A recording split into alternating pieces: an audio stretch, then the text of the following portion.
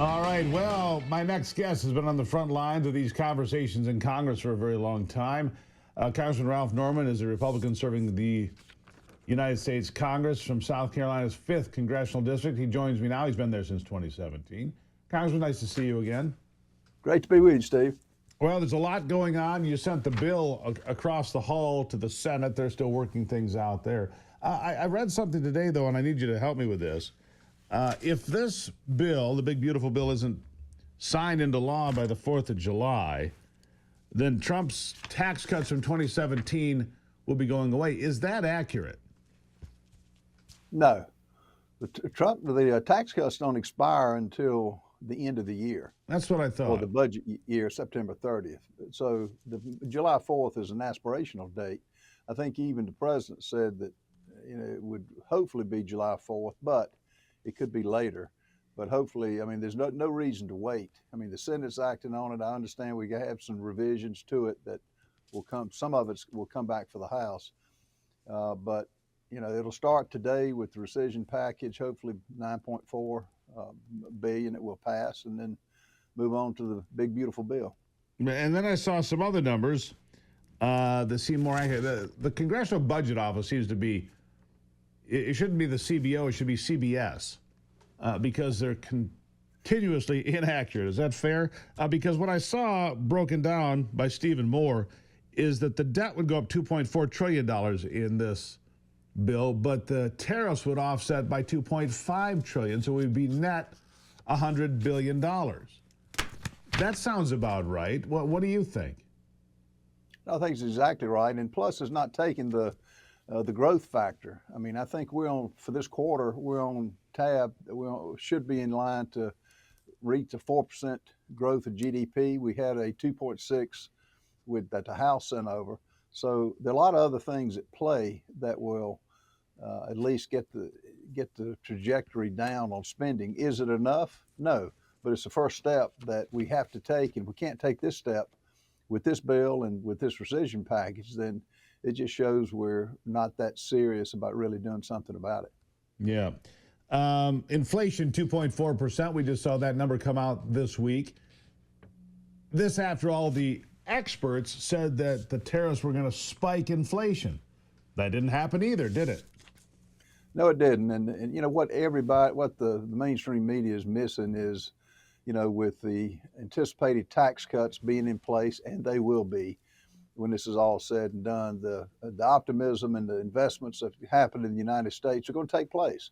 And people have confidence now where they didn't have under the previous administration to put equity. But now I think the growth factor is there. We just have to get our spending in control because we've got a math problem.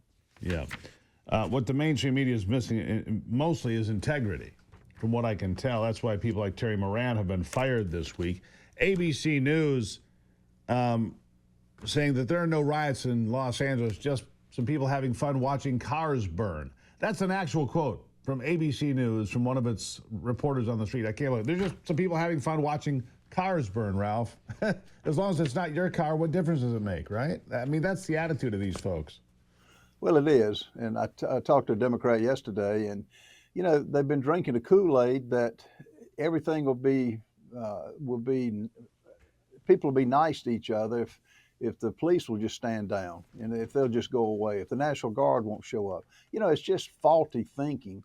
We're a nation of laws, and the fact that Gavin Newsom is saying what he's doing not only is inflammatory, it's dangerous. But that's their belief now. They're the party of coddling the criminals, and it's just it's really baffling to most Americans. And I think they're getting a front row seat to what the Democrats are all about, which is, basically just tyranny, basically letting buildings burn, basically letting Molotov cocktails go at the police, and just can't stand. And, the remarks that they're making is just giving, the criminals, I guess, the green light to go to other cities. But This president is not going to put up with it. No, he's not. I saw the most remarkable numbers from CNN. I don't know if you saw this. We played it this morning, actually. In 2020, legal immigrants into America supported the Democrat Party by 32 points. Okay? Legal immigrants, those people have gone through the process, given the oath, done what they need to do to become legal citizens of America. Today, the Republicans lead by 8. It's gone 40 points from the Democrats to the Republicans of legal immigrants. And what group has a bigger stake or a better understanding of what illegal aliens are all about than that group of individuals? I think that is the most telling number I've seen, and that came from CNN.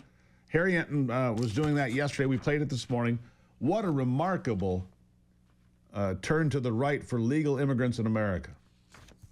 You know, Steve, I think it just points to the fact, too, that for those who are coming here for the right reasons, for those who want a job, for those who want to care for their families, they've been victimized. And the Democrats, the only reason that I could think of that they 4 years ago, 5 years ago now, started opening the borders up is they wanted to create a permanent voting bloc to keep them in power.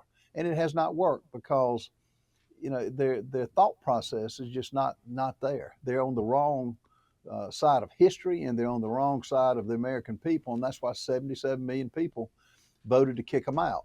And it's even, you know, you talk about the midterms. If we do the right things, if we have law and order, we're going to keep the midterms. And the Democrats still don't get that. And, you know, I guess they'll just continue until they get taught a lesson at the ballot box.